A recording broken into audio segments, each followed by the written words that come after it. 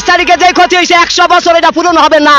শেখ হাসিনারে চাই। শেখ হাসিনাকে বাংলাদেশে আনতে যদি আপনার জীবন দিতে হয় তাও দিবেন? হ্যাঁ দিব। আওয়ামী লীগ সুকৌশলে বাংলাদেশের রাজনীতির মাঠে আবারও ফিরে আসছে এবং তার একটা প্রতিধ্বনি আমরা দেখতে পাচ্ছি। আমি সবসময় বলতাম যে আওয়ামী লীগ হচ্ছে এমন একটা সংগঠন, যেই সংগঠন চমকটা হচ্ছে রাষ্ট্রপতির সাথে গতকালকে 3 বাহিনীর যারা প্রধান আছেন তারা সাক্ষাৎ করেছেন। আপাতত যতদিনে অন্তর্বর্তী সরকার আছেন ততদিন রাষ্ট্রপতি শাহাবুদ্দিন চুপ্পু তিনি আর তার পদ থেকে সরছেন না বা তাকে সরানোরও আর কারোর ক্ষমতা নাই। বাংলাদেশের রাজনৈতিক পরিস্থিতিতে দুটো বড় ঘটনা ঘটেছে। সেই দুটো ঘটনার হচ্ছে জেলখানা থেকে একজন ভিআইপি কয়েদি ভারতের শেখ হাসিনার সঙ্গে কথা বলেছেন এবং বাংলাদেশ ব্যাংকে নির্বাচন হলো এবং সেই বাংলাদেশ ব্যাংকে অস্বাভাবিক একটা ফলাফল দেখা গেল। এরকম পোল্ট্রিবাজ লোক যদি রাজনীতিতে থাকে তাহলে কিন্তু ওই যে আপনার নবাব সিরাজউদ্দৌলা আর হচ্ছে আপনার মীর জাফরের কথা যে আমরা বলি, এরকম ঘটনা ঘটতে কিন্তু বেশি সময় লাগবে না। এর মধ্যে সার্জিসকে আপনি ধরতে পারেন প্রথম নাম্বার। তারপর আমি আপনার বিপি নুরুল হক নুরুল সাহেবের কথা। সবাই ভালো এবং সুস্থ আছেন, স্বাগতম জানাচ্ছি আমাদের আরেকটি নতুন ভিডিওতে। সুপ্রিয় দর্শক মণ্ডলী, ভিডিওর থানবে টাইটেল ও ভিডিওর কিছু অংশ বিশেষ দেখে আপনারা ইতিমধ্যে বুঝতে পারছেন যে আজকের ভিডিওটি কতটা গুরুত্বপূর্ণ। ভিডিওর অংশ বিশেষগুলো দেখে আপনারা রীতিমতো অবাক হয়েছেন। সুপ্রিয় দর্শক, সেই অংশ বিশেষগুলোর বিস্তারিত আলোচনা দেখলে আপনারা আরও বেশি অবাক হতে বাধ্য হবেন। আসুন আমরা সেই বিস্তারিত আলোচনাটা দেখে আসি। আপনাদের প্রতি বিশেষ অনুরোধ জানাচ্ছি সম্পূর্ণ ভিডিওটি দেখার জন্য। সম্পূর্ণ ভিডিওটি দেখলে আপনারা বুঝতে পারবেন যে রাজনীতির মোড়টি কোন দিকে যাচ্ছে এবং বাংলাদেশ আবার কোন দল ক্ষমতায় আসতে যাচ্ছে, এই বিষয়টি আপনারা বুঝতে পারবেন। আসুন আমরা সেই বিস্তারিত আলোচনা সম্পূর্ণ ধৈর্য সহকারে ভিডিওটা দেখে আসি। ক্ষতি হয়েছে 100 বছর এটা পূরণ হবে না। শেখ হাসিনারে চাই। শেখ হাসিনাকে বাংলাদেশে আনতে যদি আপনার জীবন দিতে হয় তাও দিবেন? হ্যাঁ দিব। সব দলে মিলাইয়া ইয়ারে শেখ হাসিনার এই দেশে বার করছে। 5 তারিখের পরেতে এই বাংলাদেশ একটা মানুষও শান্তি নাই, অশান্তি আছে। একটা মানুষও ঘুমাইতে পারে না, অশান্তি। দিনে দুপুর বেলা চুরি ডাকায় লইয়া হয়ে থাকা আমাদের সরকার, আমরা শেখ হাসিনারে চাই। আমরা কোনো সরকার চাই না। এই সরকার আনতে হইলেই ছাত্র দল মিলাইয়া এই সরকার আনতে হইব বাংলাদেশে, যে আমার দেশ স্বাধীন হইব। মানে শেখ হাসিনাকে আনার জন্য যদি আবার আন্দোলন করতে হয় আন্দোলন করবেন? হ্যাঁ, ও অবশ্যই করবো। যা বালার জন্য হেরাই সামনে কে মৃত্যু আমরা সামনে যাবো। শেখ হাসিনাকে বাংলাদেশে আনতে যদি আপনার জীবন দিতে হয় তাও দিবেন? হ্যাঁ দিব। কেননা এই দেশের মতনই শেখ হাসিনার মতন সরকার এই দেশে দরকার। কেননা এই 16টা বছর একটা মানুষও শান্তি মতন ঘুমাইছে, লাখ লাখ টাকা লয়ে গেছে এই 16 বছর। আর এই 3 বছর ভিতরে মানে মা বোন তাই না নেই, ওই সে আবার এই যে চিন্তাবাদী করে স্বপ্নে দেখা মানুষ ওই ঘর বাড়ি দল করে লয়ে থাকা। আমরা শেখ হাসিনারে চাই, এই দেশের শেখ হাসিনারে চাই। আচ্ছা, এই তার মানে আপনি কি মনে করছেন ছাত্র জনতা যে আন্দোলন করেছে এটা ভুল করেছে? হ্যাঁ, এটা কত দূরে এটা ভুল করে সেটা আমরা জানি না, কিন্তু আমরা ওই শেখ হাসিনা দরকার। আপনি বলছেন যে শেখ হাসিনাকে বাংলাদেশে আবার চাচ্ছেন, তার মানে যে আন্দোলনটা হয়েছে এটা ভুল করা হয়েছে? সেটা আমরা জানি না, কিন্তু আমরা বাঙালি শেখ হাসিনা দরকার। এখন এই যে ছাত্র জনতা যে আন্দোলনটা করেছে এই আন্দোলনে কাদের লাভ হয়েছে বলে মনে করেন? এটা 10 জনের ক্ষতি হয়েছে, এটা কেউ লাভ হয় না, 10 জনের ক্ষতি হয়েছে। পুরা বাংলাদেশের মানুষের ক্ষতি হয়েছে। 5 তারিখে যে ক্ষতি হয়েছে 100 বছরও এটা পূরণ হবে না। 100 বছরও পূরণ হবে না। এখন এই যে আওয়ামী লীগের লোকজন যদি এখন রাস্তায় নেমে শেখ হাসিনাকে আবার ফেরত আনার চেষ্টা করে তখন আপনারা তাদের সাথে যোগ দিবেন? হ্যাঁ, অবশ্যই আমরা যাবো। আমরা অবশ্যই যাবো। আমরা ডাকলে নিজের ইচ্ছাই করে আমরা যাবো জনপথের সামনে। আচ্ছা, এই যে ছাত্র জনতা যে আন্দোলন করেছে আপনার কি মনে হয় এরা নিজের ক্ষমতায় বসার জন্য আন্দোলন করেছে? এটা কতদূর জানি না, আমি জানি যতদূর সব দলে মিলাইয়া ইয়ারে শেখ হাসিনার এই দেশে বার করছে, সব দলে মিলাইয়া। আচ্ছা, এই যে সব দল মিলে শেখ হাসিনাকে যে বের করা হয়েছে এতে কি দেশের ক্ষতি হয়েছে? হ্যাঁ, অনেক ক্ষতি হয়েছে। 5 তারিখে যে ক্ষতি হয়েছে 100 বছর এটা পূরণ হবে না। শেখ হাসিনা সুন্দর করে একটা দেশে গুছাইছিল, এই দেশের তছনছ বানাই দিয়েছে 5 তারিখে। আচ্ছা, এই যে ছাত্র জনতার যে আন্দোলন করেছে হয়তো অনেকেই যে করেছে এই আন্দোলনে কি কি ক্ষতি হয়েছে বলে মনে করেন? এটা অনেক ক্ষতি হয়েছে দেশের। যেসব ভবন ভাঙছে আর যেসব ফ্যাক্টরি ভাঙছে এরম কয়েকশো হাজার মানুষ আজকে বেকারের অবস্থায় আছে। এরা কাম পায় না, কি করবো? 16,000 বেতন 8,000 টাকা হয়েছে, 20,000 টাকার বেতন হয়েছে 12,000। মানুষে কি করবো? ভিক্ষা করতে হবে 2 দিন আগ পাস। বাংলাদেশ ব্যাংকে চমকপ্রদ একটা ঘটনা ঘটেছে, সেই প্রসঙ্গে পরে আসছি। যেখানে একটি ভোট হয়েছে, সেই ভোটে আওয়ামী লীগের জয় লাভের খবর আমরা পেয়েছি, যেটাকে নিয়ে অনেক কথাবার্তা শুরু হয়েছে এবং যেটা অস্বাভাবিক ভাবছেন এবং আওয়ামী লীগের পক্ষে এই মুহূর্তে কোনো ভোট যাবে সেটা কেউ কল্পনা করছে না। তার আগে জেলখানার খবরটা দিই, যেটা খবর রটেছে বিভিন্ন গণমাধ্যমে। খবর আসছে জেলখানা থেকে সালমান এফ রহমান, আওয়ামী লীগের উপদেষ্টা মণ্ডলীর সদস্য এবং গত টার্মে প্রধানমন্ত্রীর উপদেষ্টা ছিলেন তিনি। এই সালমান এফ রহমান তিনি জেলখানা থেকে নাকি শেখ হাসিনার সঙ্গে কথা বলেছেন টেলিফোনে। জেলখানায় বসে টেলিফোন কোথায় পেলেন সেটা একটা গুরুত্বপূর্ণ বিষয়, গুরুত্বপূর্ণ প্রশ্ন। এবং শেখ হাসিনার সঙ্গে কথা বললেন, এই খবরটা গণমাধ্যমে রটে গেল কেন, কি কথা বললেন, সেটাও একটা বড় প্রশ্নবোধক চিহ্ন।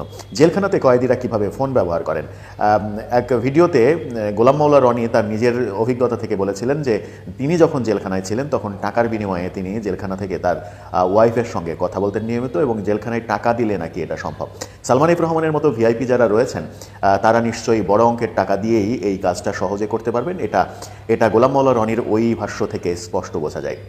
তাহলে কি অনেক সময় শোনা যায় জেলখানা থেকে 10-20 মানে জেলখানাতে 10-20 হাজার টাকা কখনো কখনো জেল পুলিশরা বাগিয়ে নেন একটা ফোন কলের বিনিময়ে। সেরকম টাকার হিসাবেই কি সালমান এফ রহমান শেখ হাসিনার সঙ্গে কথা বলার সুযোগ পেলেন?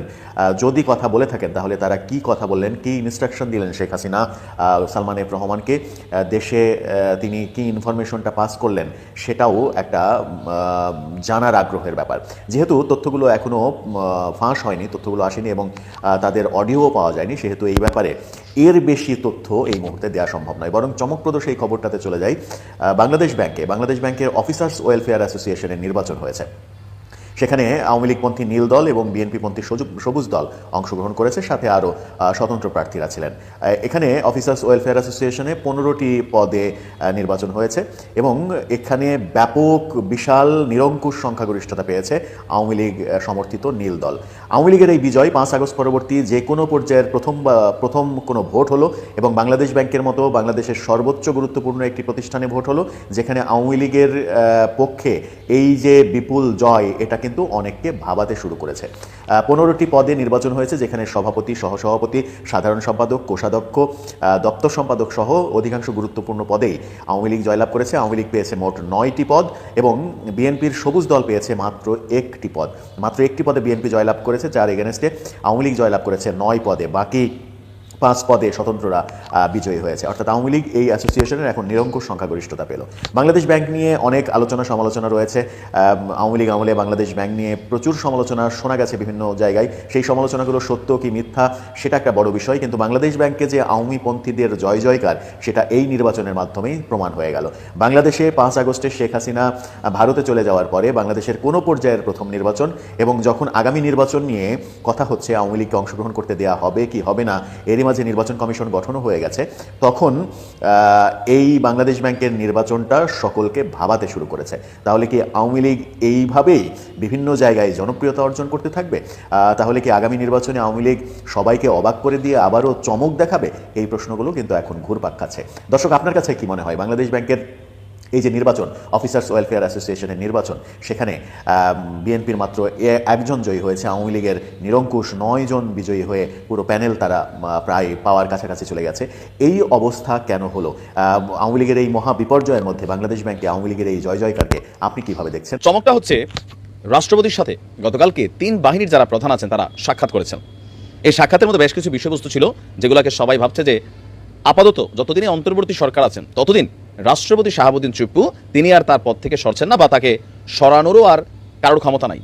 এই কারণে যে তাকে সরাইতে গেলে সাংবিধানিক একটা ইস্যু তৈরি হয়ে যাচ্ছে। বিএনপি কৌশলে অপছন্দ করলেও রাষ্ট্রপতি হিসেবে শাহাবুদ্দিন চুপ্পুকে চাচ্ছে। সমন্বয়ক সহ বিপিনুরের যে দল আছে ছোটখাটো, তারা অনেকেই, জামাত সহ তারা অনেকেই চাইছে রাষ্ট্রপতিকে সরাইতে, তো তারা কিন্তু আসলে সফল হয় নাই। তো এর মাঝখানে গতকালকে সশস্ত্র বাহিনীর দিবস উপলক্ষে রাষ্ট্রপতি মোহাম্মদ শাহাবুদ্দিনের সাথে সাক্ষাৎ করেছেন 3 বাহিনীর প্রধানরা। তো সেখানে আপনার গতকালকে সন্ধ্যায় বঙ্গভবনে এই সাক্ষাৎ অনুষ্ঠিত হয়। রাষ্ট্রপতির প্রেস উইংয়ের পাঠানো এক বার্তায় বলা হয়েছে, সশস্ত্র বাহিনী বিভাগের সর্বাধিনায়ক রাষ্ট্রপতি শাহাবুদ্দিনের সঙ্গে, মানে যে বাহিনীগুলো আছে সবগুলোর বস কিন্তু অধিনায়ক, বস ক্যাপ্টেন হচ্ছে এই রাষ্ট্রপতি। তাহলে ভাবা যায়, তো কালকে স্বাভাবিক সবাই ওখানে গিয়েছে। তো শাহাবুদ্দিনের সঙ্গে সন্ধ্যায় সাক্ষাৎ করেছেন সেনাবাহিনী প্রধান জেনারেল ওয়াকারুজ্জামান, নৌবাহিনী প্রধান অ্যাডমিরাল এম নাজমুল হাসান এবং বিমান বাহিনীর প্রধান air chief marshal Hasan Mahmud Khan. 3 জন সেখানে গিয়েছেন। সাক্ষাৎকালে রাষ্ট্রপতি দিবসটি উপলক্ষে সশস্ত্র বাহিনীর সব সদস্য এবং তাদের পরিবারবর্গের প্রতি শুভেচ্ছা ও অভিনন্দন জানান। ইভেন মুক্তিযুদ্ধের কথা আবারও তিনি এখানে স্মরণ করেছেন। এই কথা আজকে কিন্তু সহজে কেউ বলে না, তবে কালকে ডক্টর মোহাম্মদ ইউনূসও সেনাকুঞ্জে সেই প্রোগ্রামে যাওয়ার পর তিনি কিন্তু মুক্তিযুদ্ধের কথা বলেছেন। এখন বলে মুক্তিযুদ্ধের কথা কি নতুন নাকি না, এই যে পরিবর্তিত জুলাই আগস্ট ইস্যুর পরে অনেকে মুক্তিযুদ্ধ নিয়ে কথা বলতে ভয় পান বা কৌশলে কথাগুলো বলেন, কারণ সরাসরি তারা বলছে। তিনি বলছেন, মুক্তিযুদ্ধের মাধ্যমে গড়ে ওঠা সশস্ত্র বাহিনী জাতির গর্বের প্রতীক। দেশের স্বাধীনতা এবং সার্বভৌমত্ব রক্ষার পাশাপাশি বিশ্বের বিভিন্ন দেশে শান্তি মিশনে সশস্ত্র বাহিনীর সদস্যগণ দায়িত্ব পালনের মাধ্যমে দেশের ভাবমূর্তিকে উজ্জ্বল করছে। বৈষম্যবিরোধী ছাত্র আন্দোলন পরবর্তী দেশের আইন শৃঙ্খলা রক্ষা এবং শান্তি প্রতিষ্ঠায়ও সশস্ত্র বাহিনীর সদস্যদের তিনি ভূয়সী প্রশংসা করেছেন। সাক্ষাৎকারে সেনা, নৌ ও বিমান বাহিনীর প্রধানেরা এই দিবস উপলক্ষে নেওয়া কর্মসূচি সহ তাদের স্ব বাহিনীর কার্যক্রম, এই মানে কে কি করতেছে, কোথায় কি চলতেছে, এগুলো সম্পর্কে রাষ্ট্রপতিকে তারা আপনার ইনফর্ম করছে। এই সময় রাষ্ট্রপতির সচিবরাও সেখানে উপস্থিত ছিলেন। এখন এই বিরল দৃশ্য দীর্ঘদিন যাবত হয় নাই। এখন এই তিন বাহিনীর প্রধান সম্মত গত 5ই আগস্টের পর আর একসাথে এখানে এরকম কোনো বৈঠকের সুযোগ হয় নাই, অথবা বসাও হয় নাই। কারণ মেন কারণ হচ্ছে একটা উসিলা তো লাগে। তো এই দৃশ্যপট দেখার পরে যারা ভাবছিলেন যে সম্ভবত সমন্বয়করা এখনও সংবিধান প্লাস রাষ্ট্রপতির পদত্যাগ ইস্যুতে একের পর এক মিটিং করে যাচ্ছে, হয়তো সশস্ত্র বাহিনীর সাথে ওনার একটা দূরত্ব হয়ে গেছে, বা somehow plus minus doctor Mohammad ইউনূসের সরকার চাচ্ছে। তো গতকালকের এই দৃশ্য দেখার পর এতটুকু কনফার্ম যে আপাতত রাষ্ট্রপতি তিনি গ্রিন জোনে চলে আসছেন। আরেকজন আসছেন, সেটা হচ্ছে মুস্তফা সরওয়ার ফারুকী। এত কিছু এরপর কিন্তু ফারুকীকে এখান থেকে সরকার না নেয়, বরঞ্চ ডক্টর মোহাম্মদ ইউনূস ডাইকানিয়া মানুষের সাথে সাক্ষাৎকারে বলছেন যে এটা করো। ফারুকী আবার কার্য পরিকল্পনা ডক্টর মোহাম্মদ ইউনূসের সামনে শেয়ার করছে। দেখা যাক রাষ্ট্রপতির মানে আনটিল লাস্ট পর্যন্ত কি হয় আসলে। তবে আমার ধারণা তিনি বড় ধরনের কোনো ঝামেলায় পড়বেন না। একটা জাতীয় নির্বাচন হবে, সুষ্ঠু নির্বাচন, সেই নির্বাচনের মাধ্যমে তিনি সাংবিধানিক পদ থেকে আপনার অব্যাহতি নেবেন, এতটুকুই। আর এর বাইরে যদি কোনো কিছু ঘটে সেটা কাকতালীয় হতে পারে। আওয়ামী লীগ সুকৌশলে বাংলাদেশের রাজনীতির মাঠে আবারও ফিরে আসছে এবং তার একটা প্রতিধ্বনি আমরা দেখতে পাচ্ছি।